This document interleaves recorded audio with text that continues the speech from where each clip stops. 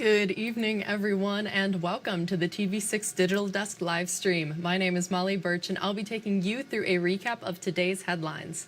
This stream runs every night starting at 8 to 7 Central Time from Sunday to Thursday.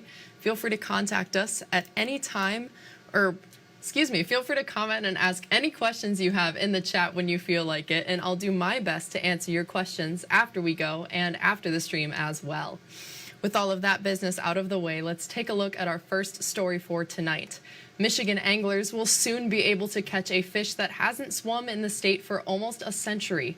Last week, the Michigan Natural Resources Commission legalized catch and release of Arctic Grayling. The Michigan DNR says it plans to stock a few hundred graylings in several UP lakes, making them available for fishing as soon as fall. The DNR says the fish are the perfect gauge for things like water cleanliness. Having the species is kind of like an indicator that we've got good water quality and cold water in Michigan. So as we face changes like climate change, if we can maintain the species in certain areas, I think that's a real plus for Michigan. The DNR says the first two lakes it plans to stock are Lake Penegor and Lake Peralt in Houghton County. And visitors to Mackinac Island will notice some construction at one of the most popular spots. The upper viewing area of Arch Rock, known as Arch Rock Plaza, is closed as a new nature center is being built. The $7 million project also includes new restrooms along with the Informational Nature Center. The center will be named after former Michigan Governor William McKinnon. That's one of the reasons why we wanted to put a nature center there. It's a very visited spot on the island. It's a prominent natural feature. So it's an area where we already have an audience and we can capture them at that spot. That's part of what we do is teach people, enhance their visit, give them a little knowledge while they're on vacation. The project is scheduled to be completed by next May ahead of the busy tourist season. Mackinac Island is Michigan's first state park. And this morning, 24 veterans gathered at the Ace Hardware in Menominee to get licenses and tags for a special deer hunt this weekend. It's called the Freedom for Patriots hunting trip. During the hunt, the Freedom for Patriots charity processes and deer tagged at no cost to the veteran. The Freedom for Patriots president says the event helps vets experience an Upper Michigan tradition.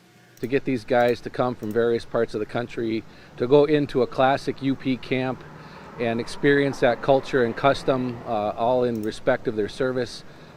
Usually, it ends up with a thank you and a handshake, which turns into tears and a hug.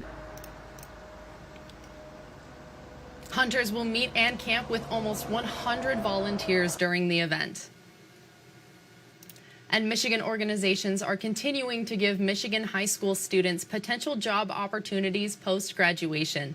Today, 560 juniors and seniors from across Delta County were at Gladstone High School for a career fair. Organizers say the fair had more than 50 professionals ranging from the trades to chiropractors. Two Gladstone juniors talked about what they looked forward to the most. Just getting me ready for what would actually happen out in the real world if I did have one of these jobs. So just kind of getting yourself interested into whatever career you choose to talk about with the people here. I was really hoping just to gain some knowledge of what I could do with my future. I've kind of been thinking about the medical field. I just really was excited to find out different things, different options. These students say they are developing communication skills by interacting with people at the fair as well.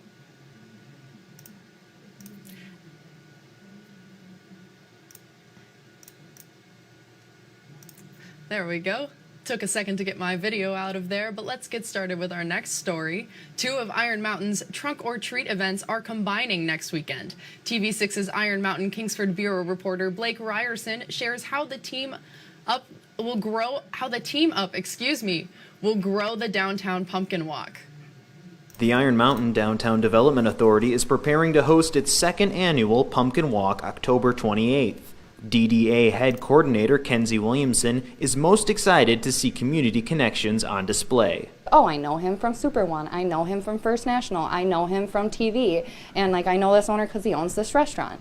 And it's just my favorite thing seeing people that I know in the community doing things together. This year, Marshfield Medical Center Dickinson will join First National Bank and Trust as a presenting sponsor and combine its Trunk or Treat event with the Pumpkin Walk. MMCD Director of Public Relations and Business Development, Joe Rizzo, says the new cancer center's construction led him to seek other community partnerships. I saw that the Pumpkin Walk was going into its second year, so I reached out to the Downtown Development Authority and First National Bank, and I asked them if they would consider Marshfield Dickinson joining their event.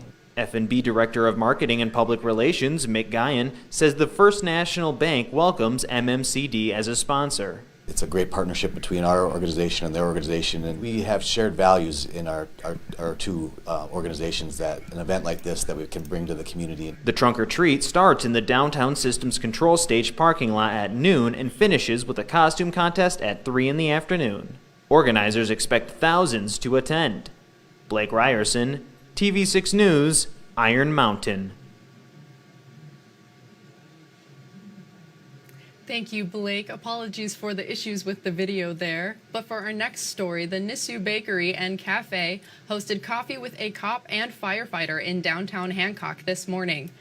Residents got to meet and speak with their first responders over coffee and baked goods. Kids could also enjoy games, candy, and stickers handed out by the first responders. The event also aimed to raise awareness for Fire Prevention Month. The owner of the business says the event is a chance for residents to have a one-on-one with first responders in a casual setting. I have seen it in other places in this nation, and it was a really good way to get to know the police officers and get to know our first responders, and just to be able to ask the questions that you normally don't feel maybe comfortable to go into a police station and ask. TV6's Houghton Hancock Bureau reporter Colin Jackson will tell us what the chiefs of both departments had to say on your late news at 11:10 Central.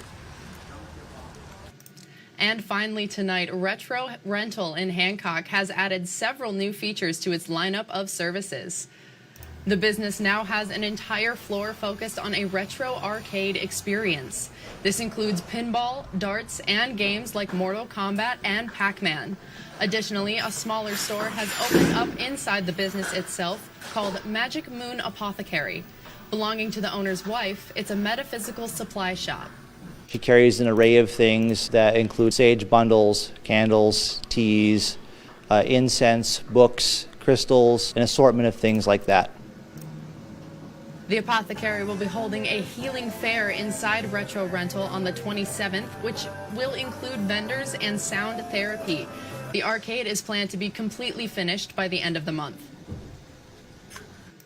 And that's all the stories we have for you tonight. Be sure to tune in tomorrow night Sunday night, where I'll be here in the same place at the same time. That's 8/7 Central Time. You can find us streaming on Facebook or YouTube, whichever platform you prefer. If you have a story idea you think we should report on, feel free to contact us at any time. These are a few easy ways to get a hold of both myself and others in the newsroom. And again, you can contact us at any time. We would love to hear from you with your story ideas. Thank you again for joining me live at the TV6 Digital Desk. Have a good rest of your night.